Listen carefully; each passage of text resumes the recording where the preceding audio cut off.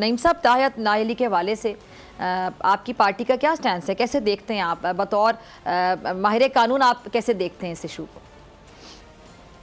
बहुत शुक्रिया जी, बड़ी मेहरबानी डॉक्टर साहबा, आपने दावत दी। बात यह है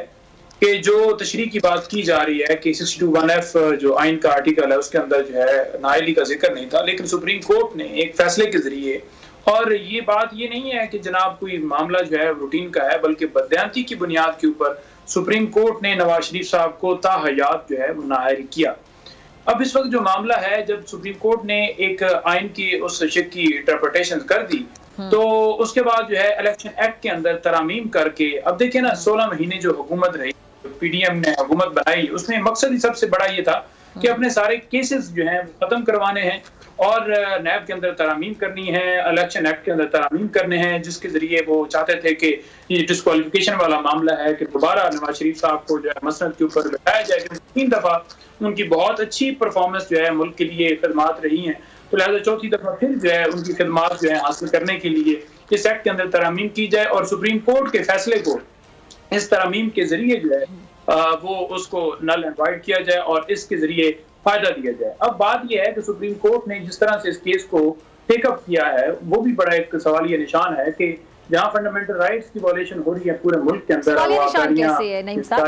एक मिनट में आपने अपने शक के शुबे का इजहार कर दिया, सवालिया निशान लगा के सुप्रीम कोर्ट पर।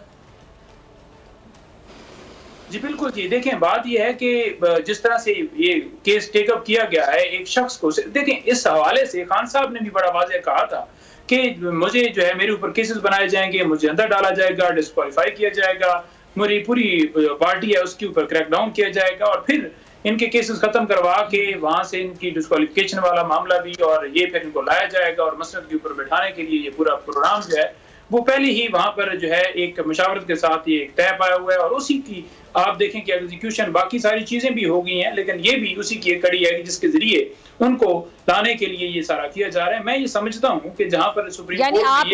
ये मानते हैं कि ताहयात वाली चीज ठीक थी, आप ये बात मानते हैं बतौर माहिर कानून की ताहयात नाअहली जस्टिफाइड थी, किसी की भी हो ना, वो आपने ताहयात नाअहली की है ना इमरान खान साहब ने की है। इमरान खान साहब की हुकूमत से पहले सुप्रीम कोर्ट ने एक फैसला दिया है और उसके मुताबिक मैं ये तो पूछ ही नहीं रही कि किसने की है। नहीं, मैं आपका सिर्फ पॉइंट वो जानना चाह रही हूँ कि आपके मुताबिक क्या ये जस्टिफाइड था? बतौर माहिर कानून, आप एक सीनियर लॉयर हैं, वकील हैं, आप कानून को समझते हैं, आप कैसे देखते हैं? मैं सिर्फ ये जानना चाह रही हूँ, आपको लगता है जस्टिफाइड है किसी की ताहयात नाअहली? देखिए मैं ऐसा ही देखता हूं जैसे पूरी कौम देखती है। जैसे सुप्रीम कोर्ट ने 2017 में फैसला दिया था और उसके मुताबिक उन्हें डिस्क्वालीफाई कर दिया, तो उसके ऊपर सवाल नहीं उठता। अब एक शख्स के लिए एक्ट के अंदर तरमीम करके उसको फायदा देना या जहांगीर तरीन को फायदा देना, तो वो पूरी कौम जानती है कि किस तरह से ये किया गया। दूसरी बात है कि जहां पर दूसरी दरखास्तें कहीं पे धरने वाला इशू उठाया जाता है, जो पोजीशन है मुल्क के अंदर। ठीक, सब्सक्राइब करें और बेल दबाएं ताकि कोई खबर रह न जाए।